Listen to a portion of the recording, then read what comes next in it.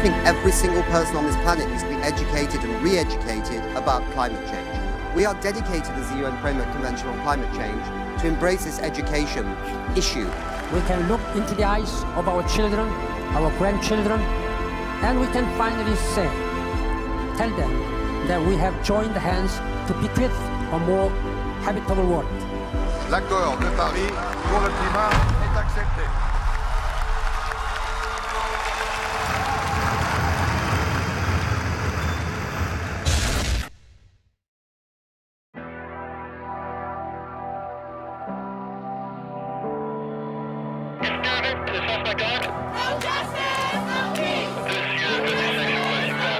State Congress voted to ban abortion.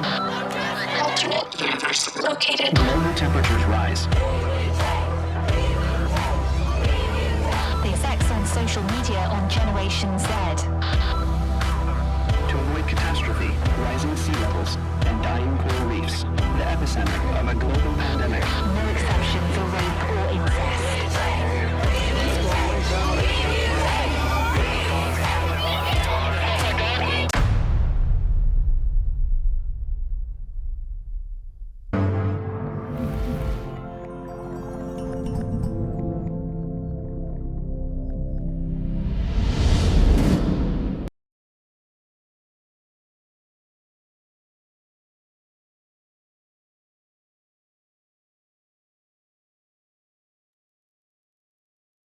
What we're doing today, and also bringing out some facts and figures on things that have been announced. But we're going to have a slightly different start today because we've got a very special guest. If you could say who you are and where you're from.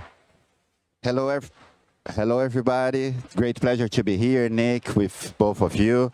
Well, I'm Adalberto Maluf, Vice Minister of Environment and Climate Change here from the Ministry of Environment in Brazil, and also the co-chair of the Climate and Clean Air Coalition, CCAC. Yeah, hosted by UNEP, the UN Environment Programme, and very much focused on super pollutants.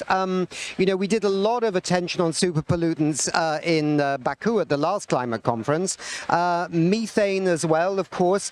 Tell us a little bit what's happening with the methane story, Adalberto. Well, this COP is all about implementation. You know, we already made agreements, all the countries on the global stocktake in Dubai. So we decided to select these 30 areas in which we would accelerate implementation. Methane and non-CO2 is one of them. During the summit of the leaders, where the presidents met 1 week ago, we had on the parallel methane summit between Brazil, UK, China, and also many other partners, where we heard, you know, the actions that China has been doing in Brazil, UK. We did some announcements of new investments, like the launch of the accelerator for methane into the countries, 150 million to support 30 countries to accelerate the action they are doing on methane. And now here on the official negotiation, we are trying to find a way so that we can get throughout the GST dialogue, which will be this environment where we would accelerate the action. And as you might all have heard, President Lula, in his initial speech, told very clear message about the importance of us having a roadmap for phasing off fossil fuel. So we need to understand how this roadmap will be, you know, when it would happen, where the funding will come from. So methane is one of the areas from this roadmap of phasing off fossil fuel. We are also thinking ways that throughout the fair transition agenda, we can incorporate some of the methane reduction because, unfortunately, as soon as we got all the NDCs, we realized that there's a huge emission gap. We are still far away from the 1.5 roadmap we need to be. So both of the adaptation and the mitigation agenda, the super pollutants, especially methane, which already accounts for 30% of our increase of temperature, we need to speed up the action that is already happening. So Brazilian COP presidency have set this as a top priority. We're going to have the Global Methane Pledge Ministerial early next week, in which we hope to have a lot of new announcements, new commitments from the countries there. And together, we will follow up from here to COP31 in a plan, an action plan on how we can accelerate these technologies, proven technologies on the oil and gas, on agriculture, on the waste that are already there. We've seen the results. In the case of Brazil, we were able to have here, for example, the signature between 13 mayors announcing the new funding that our climate fund gave to them to do methane capture system in the landfills. Some of the largest landfills of Brazil, they will capture methane. We also launched initiatives on a plan to reduce and recycle organic waste, to reduce food loss. Waste and food loss together can account for around 10% of the emissions. And it's all about food security, it's about social and economical development. So methane is in the top of the agenda. Hopefully the ministerial on the Global Methane Pledge next week will set this course in which many different countries are saying very loudly that methane should be one of the priorities, our lowest hanging fruit, so that we can win time to get on the CO2 and the most challenging things that we know they're going to come. So we hope that COP30 in Brazil, Belém, will be remembered as the one that has set methane in the core of the action plan, especially on the implementation agenda. That's really interesting. And those 13 cities in Brazil, is Belém one of them? You mentioned 13 cities in Brazil with waste management of methane. Is the big cities we know, like Rio and Belém, and we know Belém now, Sao Paulo, yeah. Yeah, no, they're all the big cities of Brazil. So Rio, Salvador, Fortaleza, São Paulo has 2 big landfills, which will be part of this process. Belém, we just inaugurated at the beginning of a COP, the first composting facility of the city. It was a project that we helped, funded by the Global Methane Hub and some partners. So all the organic waste from COP30 has been composting, and then the composting is used for urban agriculture projects here in Belém. So Belém has been also leading the way in this agenda, and hopefully not only the COP itself will have a better footprint regarding the emissions that it would keep from organic, but also we will set this new stage in which the Climate Fund of Brazil is available to finance this project. We also approved a bill now called the Fuel of the Future, which requires 1% blend of biomethane into the natural gas grid, starting in 2027, going 1% per year until 10% in 2037. So with that, we created a demand. We also have policies to increase, biofuel, biodiesel, sustainable diesel for aviation. So these policies, because they require the demand, are making it more economically viable. The technologies that we already know are approved on the waste methane capture, not only on urban waste, but also on agriculture waste. And we believe that with this, we can close the gap for more circularity into the methane agenda. Absolutely super. And it's so nice to hear these positive developments in your country. Thanks for sharing. Yeah, because there's so much blah-de-blah at COPs. I'm sorry to say blah-de-blah, but there's a lot of talk. People have to talk. But here's some practical examples of what you're doing in your own country with the methane and, in a sense, applying the emergency brake on climate change to an extent in your own country too, Adalberto. So that's really good. I think we have to let you go now because you have to represent the Environment Minister, Marina Silva, at an event downtown in Belém in the historic area. So you are allowed to go. We don't like doing that with you, Adalberto. We'd like to have you here longer, but you must do it. So thank you very much indeed. Right. Cheers. Very nice. Thanks for joining us. Thank you. Bye. So, Nick. I think every single person on this planet needs to be educated and re-educated about climate change. We are dedicated as the UN Framework Convention on Climate Change to embrace this education issue. We can look into the eyes of our children, our grandchildren, and we can finally tell them that we have joined hands to bequeath a more habitable world. L'accord de Paris pour le climat est accepté.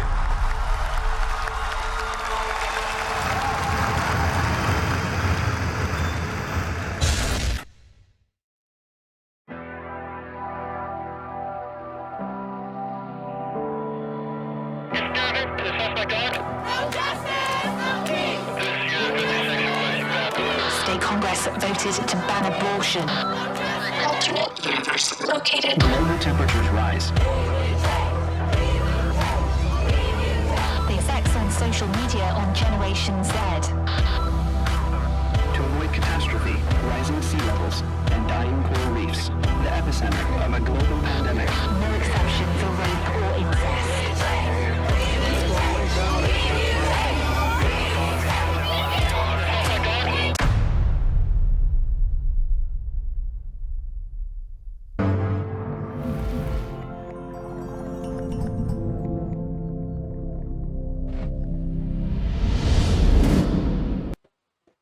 So this is the last day of the first week of the COP, here from the Climate Hub studio. We don't have time at the COP30 in Berlin. And Nick, there's been so much anticipation of this COP since it's the 10th year anniversary of Paris. And do you think that might be this might turn out to be a very significant COP? What do you see? Well, I mean, it's obviously very different to the conditions in Paris. I think we heard that from Sandrine Dixon de Clèves the other day. Paris was about getting an agreement of all nations to act together on climate change. Now, this is about implementing what Paris asked us to do. Baby steps in the run-up to Brazil. But if the enthusiasm of Adalberto from the ministry, who was with us just a few minutes ago, is anything to go by, maybe we will have a moment where we can say, right, this is really something to celebrate, unlike maybe the slightly, minor celebrations of the last 10 years since Paris. So, Nick, could you tell us a bit about what you picked up so far from some news? Yeah, I mean, we're very lucky. Our friends at Mission 2025 are sending us updates every morning, and you can see those on our website, wedon'thavetime.org. But there's one that took my eye this morning, which is, well, look, when you go to COPs, you often get all these announcements, and then some of them are a bit hot air, right, because nothing really happens. But in Dubai 2 years ago, utilities from around the world, like Hitachi Energy and Husk in Africa and Ingrid in the Nordics, these are all grids, E.ON, many others, formed the Utilities for Net Zero initiative. And yesterday they announced they had raised $148 billion for more renewable energy, improvements on electric grids and storage. And that this big network of utilities reckon they'll be able to invest about $1 trillion into things like improving the grids by 2020, which is good news. And these are big global companies and regional companies. They're pressing forward. They're not retreating backwards, as some people think, on climate action. They are really stepping up their game. One would think 10 years after Paris that, well, science would be in the driver's seat, right? But that's not really the case, and that's why we try to support science as much as we can. But because the political leadership, there has been a backlash, right? Yeah, on science, yeah, for sure. I mean, we know that populist governments out there have been doing this, and we don't have time of a mission of amplifying and supporting science and researchers this year. And we're proud to have brought that mission successfully to COP30. And these caps we're wearing, they're not just, they're not here to buy, they're here as a symbol of what we want to do. And if you want one of these caps, you have to donate to the cause of more advocacy for science. And it's easy. You just go to our webpage and you search for Make Science Great Again, and you can donate to the campaign. And you can also amplify the bucket challenge that we are doing. Oh, yeah. So let's watch the video on the bucket challenge.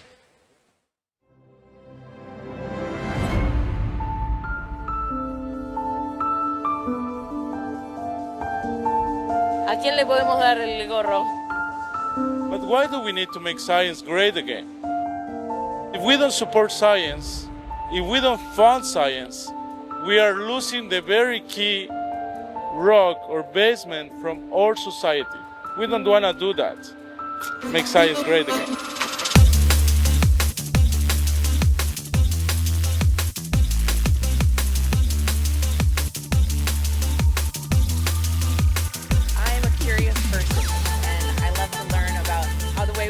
Works, why things are the way they are, and the best way to do that is through science.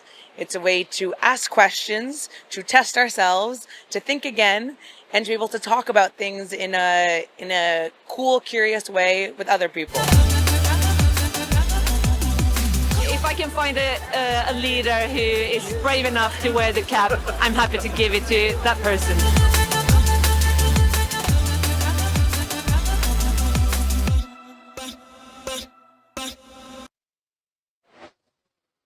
Great, so we're back again. Normally at this point in the show, we don't have time CEO Ingmar Rentzhog come out and give us a presentation on our Make Science Great Again campaign.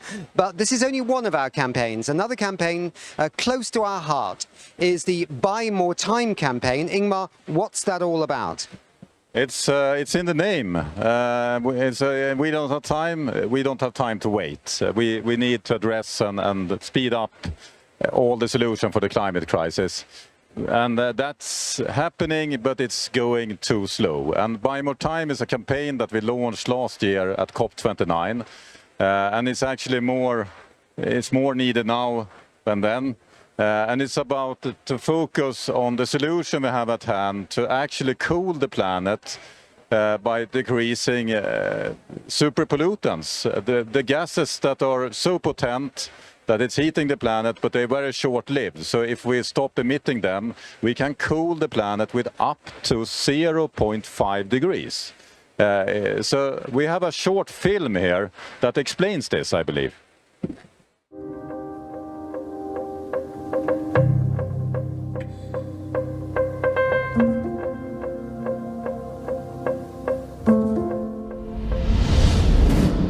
This is the climate crisis today. We're kind of leaning backwards. And the more emission we put up there, the more we're leaning it. But we can still do this, right? The problem, if we pass 1.5 degree, and we're very near, we're kind of there, but if we stay there and we just keep going up, there is a big, big risk of hitting a tipping point. And when we hit a tipping point, this share will be very, very hard to put back up. So this is what we must avoid for the climate. And we have a cure for this. The only thing we need in order to make it is more time. We need to buy more time.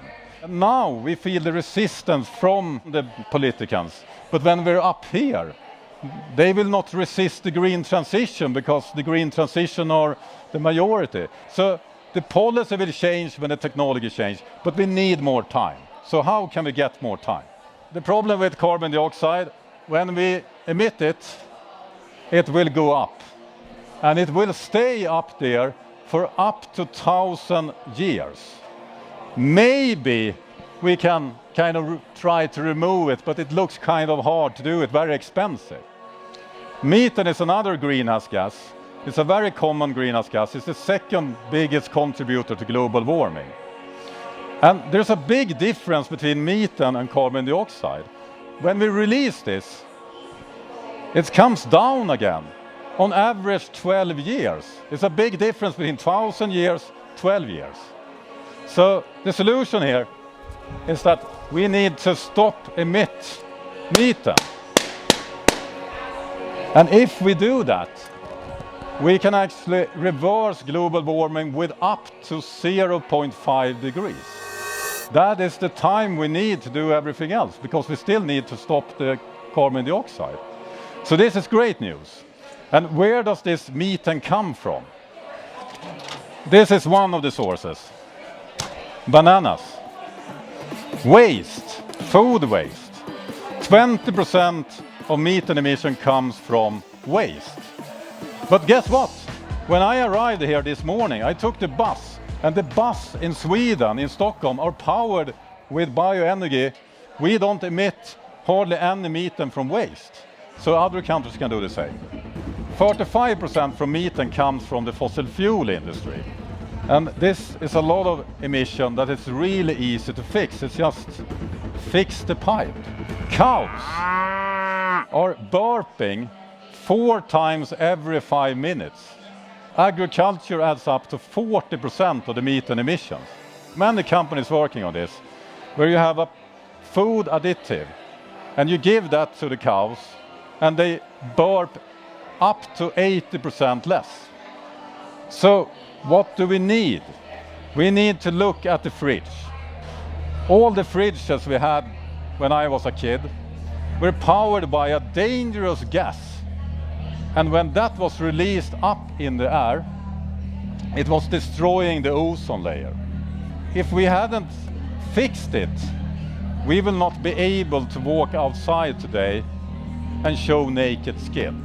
But we're not doing that because the industry, the manufacturers of the fridges, the chemical companies, and bold world leaders met in Montreal, where they decided to ban freons, phase it out, put the funding behind it, and today we have perfectly fresh food and we don't use freon anymore.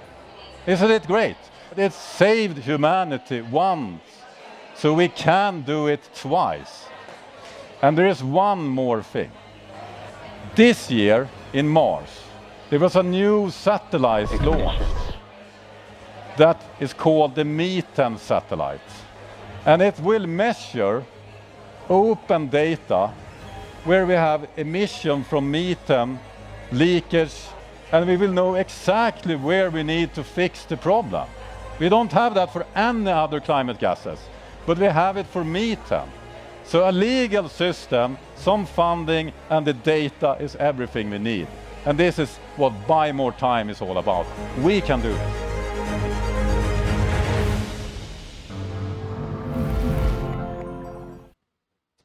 Great. So, Ingmar, this campaign was launched last year at COP29 in Baku, Azerbaijan. What has happened since then, briefly? I mean, we had a lot of traction in the world for methane reduction in Azerbaijan. There was one part of the outcome of the COP29 meeting. Both US, European Union and China were pushing for it. There was a lot of geopolitical sunshine, actually, because it's easier to get rid of methane than carbon dioxide, because methane is just a byproduct. And we have the tech to really get rid of it. But what has happened since when? United States has become a roof state going anti-science. So they are actually using their leverage and their bullying to push for European Union to give up European Union's methane policy. So instead of being on the right side of history, US has kind of gone a little bit bananas for methane. And I understand that they want to drill more oil, but I think why don't they want to cool the planet with methane at least is really strange. So what we have done on We Don't Have Time is taking this campaign further. So we are now sourcing and offering methane avoidance credits. So companies and organizations that wants to cool the planet, they don't need to wait for the policy makers to do the right thing. They can do the right thing here and now. And methane reduction, it's so much more efficient and cheaper compared to carbon removal. And it's the same thing. We remove the gas that are heating the planet so we can cool the planet. But this is so much more efficient. But we haven't given up on the advocacy because, I mean, come on, not even the big companies like Microsoft will be able to pay as much needed to cool the planet by themselves. We really need a regulation like the Montreal Protocol. And the only way to get that happening is by advocating in UN to get it happen. We don't need the US on board. We have many other countries. So half of the money in our methane avoidance credits are going to advocacy like we're doing here right now. Okay, good. Ingmar, just stay with us and stay for the panel. Let's move on.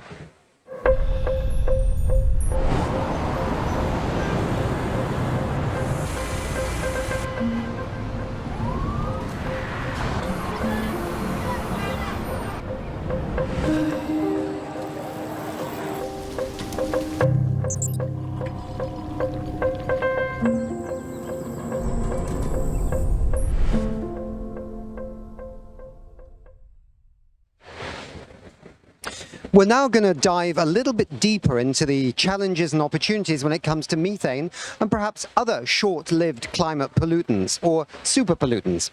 It's my great pleasure to welcome the following great guests into the studio. That's Martina Otto. Hi, Nick. Hello. Head of the Secretariat of the Climate and Clean Air Coalition, which is hosted by the UN Environment Programme. We had Adalberto Maluf, the National Secretary of Urban Environment and Environmental Quality in the Ministry of the Environment and Climate Change in Brazil, on earlier because he had to rush away.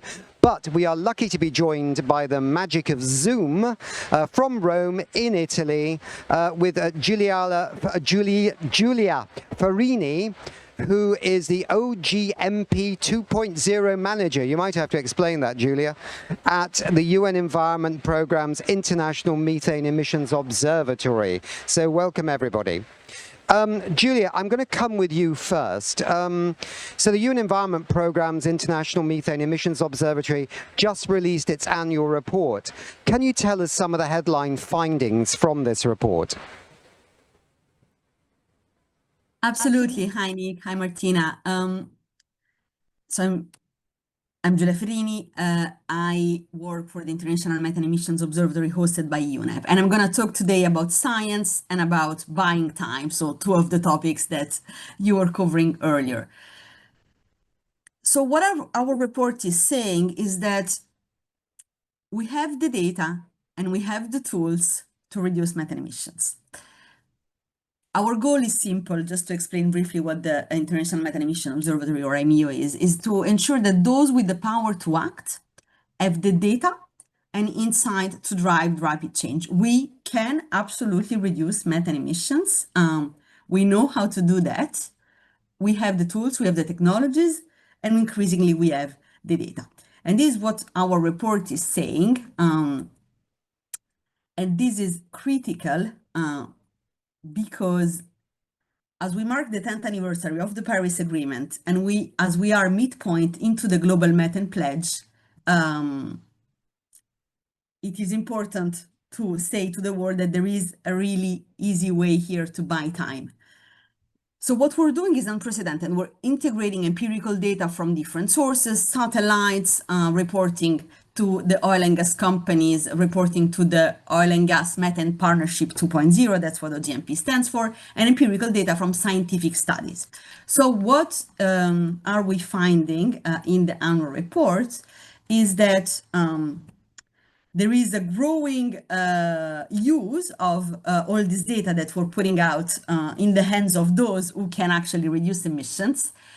Through our satellite program Mars, we have mapped some of the absolute biggest emission sources of methane detected by satellites globally. And these sources span all sectors and nearly 20 countries, so showing how global the methane problem is. In the oil and gas sector, we've identified more than 15,000 methane plumes, sent over 4,000 alerts in more than 30 countries, and we've documented 25 mitigation case studies.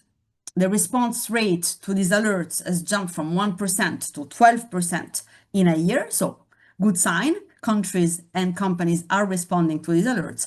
Of course, this is absolutely not enough. So the data is there. The satellite data that we're bringing together and putting out in the public domain is helping countries and companies pinpoint where the biggest opportunities for mitigation are, but we need more companies and more countries to respond to these alerts. Another message from our report is that the fastest and most cost-effective methane cuts must come from the fossil fuel sector. We know that's where the highest mitigation potential exists, and also because satellites by themselves alone, they only see the tip of the iceberg and they only see the biggest source. But we know that the majority of emissions comes from smaller diffuse sources, and this is why something like UNEP's Oil and Gas Methane Partnership is so crucial. It is helping move the industry from estimates to actual measurements that are driving emissions reductions, because when companies measure, they know where the emissions are and they reduce these emissions. So again, the good news here is that over 150 companies joined OGMP. This represents 42% of global oil and gas production. And just to illustrate why it's so important to shift from estimates to measurement, I'll give you one example from one of our members in Ukraine that detected through measurements that their biggest emission was venting during a manual process. Despite wartime challenges, they automated the process, and they cut emissions by half. And that means more gas in the pipe and out of the atmosphere. So again, the tools exist and the results make business sense.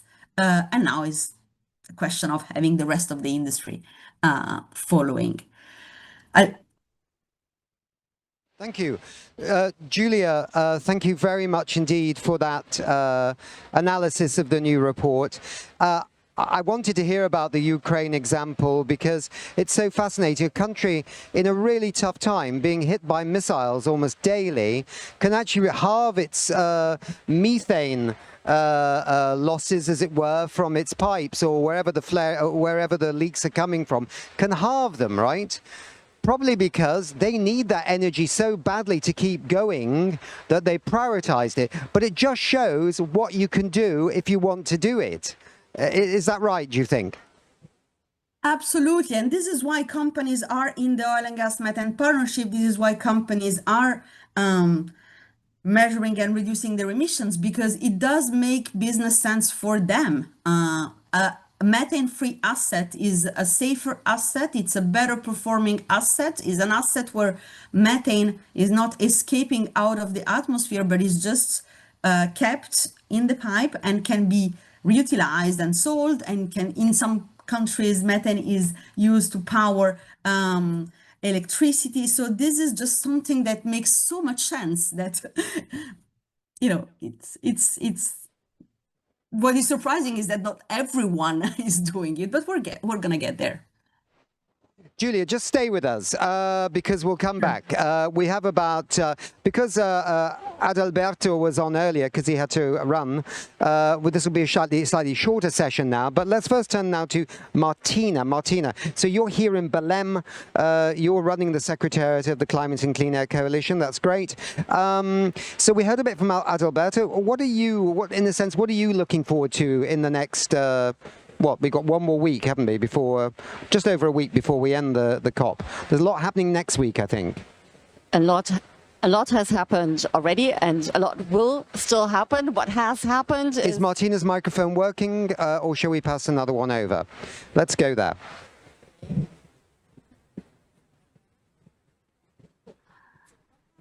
Already is that in the World Leaders Summit. It's called Pass the Microphone. It's a new kids game. It's a new kids game called Pass the Microphone.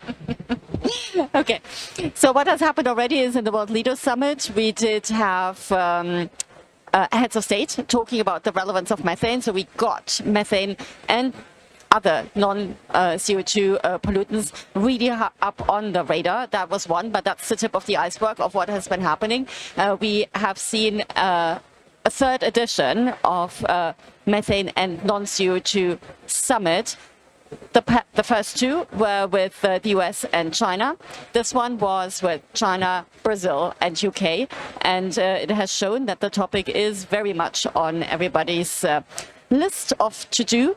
And we had a very positive spirit coming out of this event with a number of things that were launched. And I'm happy to get into those. What is on the radar for next week is Global Methane Pledge, ministerial. So we will take stock. We will have a stock take report as well, halfway through the goal year 2030. And maybe as a sneak preview there as well, well, we see it's working, but it's not working fast enough. Let's put it that way. And then you can see it as a half glass full, half glass empty. But definitely we need to accelerate the actions. And that is what is happening here as well, because it's a COP focused on implementation. And Brazil has made a real effort to mobilize everybody around the action agenda, those 30 topics that those who listened to Adalberto earlier know already that was something that Brazil has put on. But we have one specific action agenda on non-CO2, methane on non-CO2, with 3 acceleration plans. And that is the spirit. We have to accelerate the action. And then we have them as well in agriculture, in waste, and in fossil fuels. And that is interesting as well, because obviously it's the 3 key sectors for methane action. So we've been able to bring together a community around that to advance. And behind the scenes, there's a lot of discussions, bilateral, trilateral, multilateral. So you see there's a real community coming forward with that spirit. Now, maybe to some of the announcements. There has been a fossil fuel statement. You may go, oh yeah, yet another statement. But it's really critical, and it connects to what Giulia was saying. There's a real opportunity to use the market levers to push for no or zero methane product in the fossil fuel sector, because the industry can do it. The biggest low-cost opportunities are in this industry. We look at investments that are needed that are less than 2% of what the industry made actually in benefits in a year. So there's really no excuse. There is money. We know the technologies. A lot of it is actually, there's a lot has to do with plumbing in the sense, repairing leaky pipes, changing valves, and so on. There are some things that require a bit more infrastructure investment as well and are more difficult, but it's doable. People know how to do it. The thing is, and that goes right back to, if it makes business sense, it's not too costly, it makes sense because you're not, Mia Motley said, you're burning money in the sense, if you're releasing it just into the air, you're letting it escape, or you burn it and we're losing money. But why is it not done? It's not done because investing that very same dollar in new exploration gives you a bigger return on investment.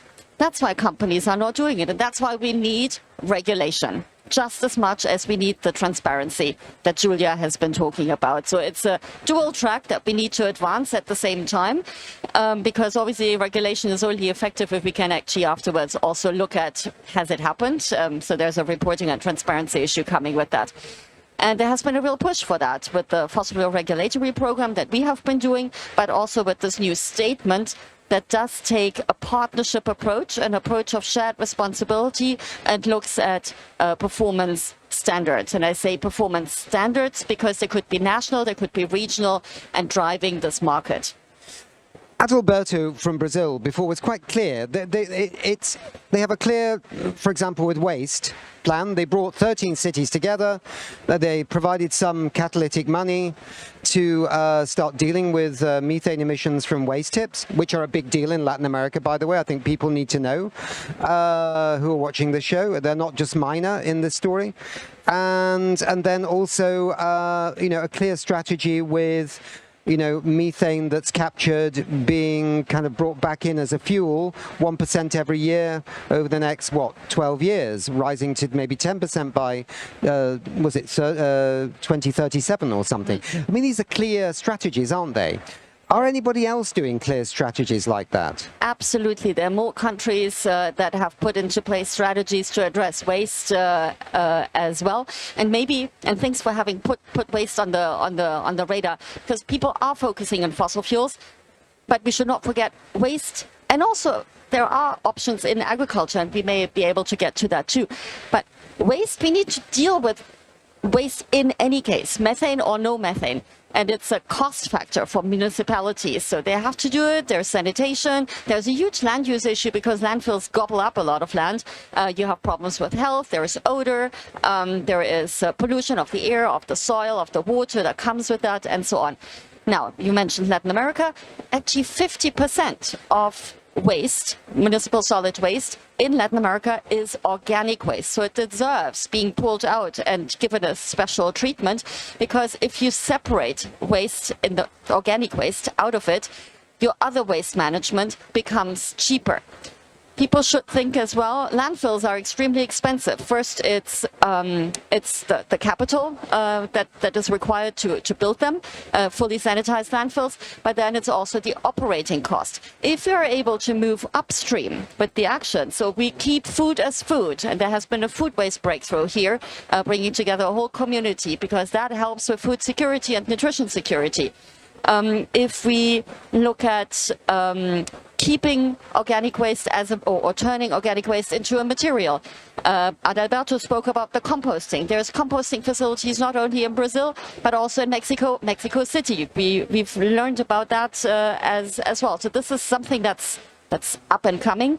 I'm sure you thought, oh yeah, she will come back with her black soldier fly farming, but that's also a way from very small businesses to large enterprises, to deal with organic waste and turning it into protein. So there's circularity opportunities that come with economic opportunity and job creation. And there's huge jobs that are being created, and it's a way, particularly in this region as well, to include informal workers into it and take them out of precarity to parity. Good, Martina. I want to go back to Giulia a second on this before we come back to Ingmar, and then we'll just talk a bit about agriculture.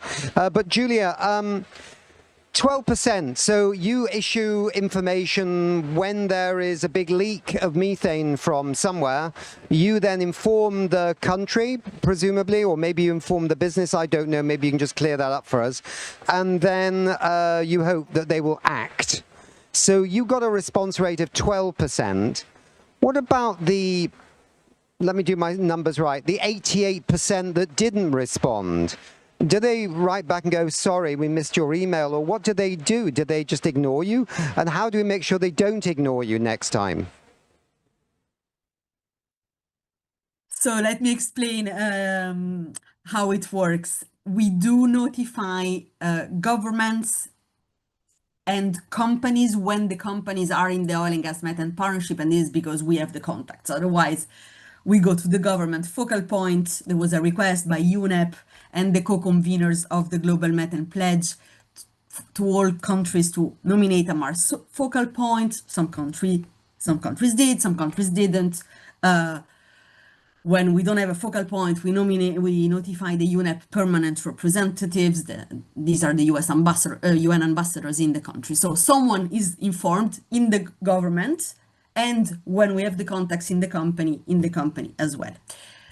So this 12% is is when a company or government gave us a precise information. It means that they looked into the satellite alert, they sent teams on the ground to investigate, they explained to us what was the issue and how they fix it. So we don't count those who say, thank you for your email, we'll look into that, and don't give us more details. So the 12% is those who are actually seriously looking into the notification. That said, you're absolutely right, it's not enough. We need every country and every company to respond.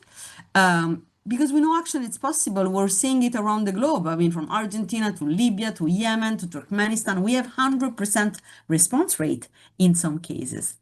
And I'm just wondering, Giulia, whether there's a mechanism like, you know, maybe at the next meeting of the UNEP environment ministers when they meet in Nairobi, to remind them that they may well one day be getting a letter like this from you, Giulia. I know it's not coming from you, Giulia, but it's nice if we personalize it and say it's coming from you. That they just to reawaken to the fact that they need to respond, yeah? But absolutely, and this is what we do, and UNEP will continue to work with its Mars partners, the CCAC, the International Energy Agency, the World Bank, the EU as co-convener of the Global Methane Pledge, to ensure that governments nominate focal points if they haven't done that, and that all governments and companies respond to methane alerts and turn this opportunity into real methane cuts. Where capacities are lagging, we provide capacity building. So we're doing everything we can to ensure that these alerts are responded, and this is really on the agenda of UNEP's discussions with countries. So be reassured that this response rate will have grown at the next COP. Okay, thanks, Giulia. Ingmar, just come back to you. What you've heard so far? What are you thinking here?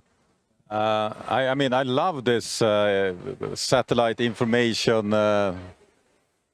What do you call solution, and it's really needed. We need to identify where we see that we're leaking methane, and we need to reach out to those that have the leak and have them to pull the plug, to tap it. And I would love to explore a way to partner with you so that we on time can publish this information publicly. Wherever it's a leak, it should not just be a letter sent behind closed doors. It should be public information so we can engage with the audience. Giulia's coming back on that. Amazing. And if I may, the information is publicly available on our methane data platform. So anyone can get this information, and we'll make sure that we share it with you as well. Let us talk more after this. I would love to involve my tech team to make those updates available, and we don't have time. Martina, yeah. I'm happy to jump in as well, because obviously working on the regulation side, often it's a capacity problem as well. And working with countries, putting up their own regulation and looking at that they have the enforcement capabilities will help with the response rates at the same time. So that's where the parallel track comes in, helping the countries. So we've done the first 3, so it's step by step, right? We are now ready to announce the next 5 countries. So okay. Regulation. To make this clear then, you create the regulations with the countries, then they can have an enforcement team to go out and deal with the problem. So there's a bit of chicken and egg here as well. So this might start improving the rates of response, yeah? That might, over time, also improve the rates of response. If we look at regulation and suggesting that the regulation says, well, companies need to measure themselves and bring things back, that's one way of helping that companies adopt the OGMP. That's one. So there's a whole, it's a bit of a circular thing, but it will hopefully build an upward spiral. Quickly, we've only got 3 minutes and a bit. Just pause a second, Ingmar, on this. But what about, you wanted to mention whilst thing was agriculture, because we can't ignore this. We're in Brazil, right? It's a massive issue. But briefly, do you, Adalberto, we never got that far because he had to go. Are the Brazilians doing anything with the agricultural story, or is anybody? Absolutely. Brazil has an ABC plan, it's called. We've been supporting Brazil. They've made a request. We have 2 big livestock projects going on with Brazil to help actually improve the situation. There is a whole work stream on tropical agriculture that Brazil brought into the G20 discussions as the presidency of G20. So yes, there is a leadership role. There's something doing at home. There's a leadership role. And obviously as the co-chair as well, we will have an agriculture flagship that is going to be launched. And we thought it was necessary to focus people's attention to the topic. We say it's the hardest to crack. It's super sensitive. It's super sensitive everywhere in the world, not only here. And the idea is, it's not to blame the farmers. The farmers are not the problem. The farmers are part of the solution. So we have to turn around the paradigm that this is not misunderstood. And there are ways to help farmers to do what they're good at doing. They love their animals. It's about animal health. If we get animal health right, we can reduce methane emissions as well. If we look at livestock, ruminants. There's something about breeding. There's something about alternate wet drying in rice cultivation, which helps in the end dealing with water. That becomes an adaptation measure. So it helps farmers. So if we take it from that angle, it's not about all the measures out there. It's about doing those things that are absolutely doable, give the farmers more money into their pockets, and help with the outcomes. We'll have a fertilizer declaration coming up. That's all about nutrient management, and it helps them improve their productivity. Yeah. And in fact, there are so many examples around the world how you can deal with these things, somehow getting them into the marketplace.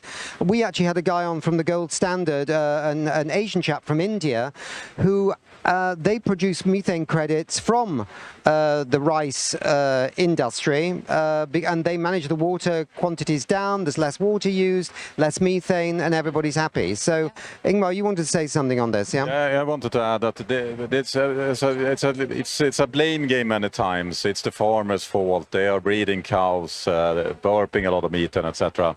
And it's, of course, it's everyone's responsibility that are releasing those emissions.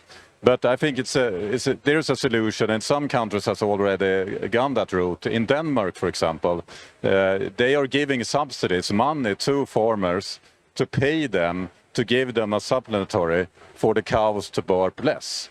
And of course, the farmer will not pay for this. They don't have the money. So I think we should not only be talking about money for climate adaptation or deforestation, stopping deforestation. We should have a global fund providing money to cutting methane emission. and we don't need US money for it. There's a lot of other money there. There's a lot of billionaires there. If you want to cool the planet with 0.5 degrees, we need either regulation that make it really unlawful to do it, or we need to pay those that can do it. Maybe we need a combination, but we don't need to wait for making this illegal. We just need to put the money behind the action, and we will get the action. This is a brilliant solution, much more efficient than carbon removal. We need to do that too, but this is something we can do today. We can cool the planet with 0.5 degrees. Isn't that cool? So I get the sense, Martina, that things are moving. It's not just declarations and statements. I mean, you need declarations and you need statements. People need to put their heads over the parapet and say they're going to do something, and then we have to follow up and find out whether they do it or not, yeah? But, you know, actually standing up and being counted is important. But I got this real sense from Adalberto from the Ministry here of Environment here that they now are walking the talk, and the COP30 is having an impact on Brazil as well, which is a really important country. Absolutely. And I mean, when he was talking about the composting side, that is something that stays, that's very concrete. They're walking the talk with their own regulation. We've been supporting Brazil with a Plano Clima effort, with, capacity in the country to actually come forward with the right targets, then looking at different key sectors. So there's a whole thing, and they have become the model for us to build our super pollutant country action accelerator that we've launched here as well. It starts with 7 countries that get a bigger injection of funding for a programmatic effort, but they get also a team in-house, because often it is about the institutions. It has to be someone's job. In the end, it's only about us being really behind it and driving. It does come down to people in the end. So we're doing that, and that's modeling what we know has worked in the Montreal Protocol. So it's setting up the implementation infrastructure, and we want to grow it from now to 7 countries to supporting 30. Okay, good. I think we have to wrap up there. Giulia, thanks so much for coming in on a Saturday and sharing the information from the report. That was really great. Best of luck with your work. Fantastic. Martina, of course, best of luck with your work as well. We'll hear some more maybe towards the end about what's happened with methane and the other super pollutants here at COP. Ingmar, thanks for being there, and thanks to everybody for watching. Stay with us.